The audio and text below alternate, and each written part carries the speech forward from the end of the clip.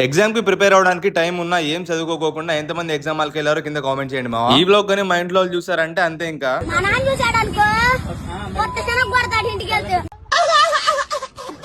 ఇంకా ఆ విషయం పక్కన పెడితే మార్నింగ్ త్వరగా లేసి ఫ్రెష్ అయిపోయి డైరెక్ట్ ఎగ్జామ్ హాల్ కి అయితే వెళ్ళిపోయాను. నిజం చెప్పాలంటే ఎగ్జామ్ కి అయితే ఏం ప్రిపేర్ అవ్వలేదు నేను. సో ఇంకా ఫైనల్ గా 10 o'clock కి ఎగ్జామ్ అయితే కంప్లీట్ చేసుకున్నా. సో ఇంకా ఎగ్జామ్ ఎలా రాశానంటే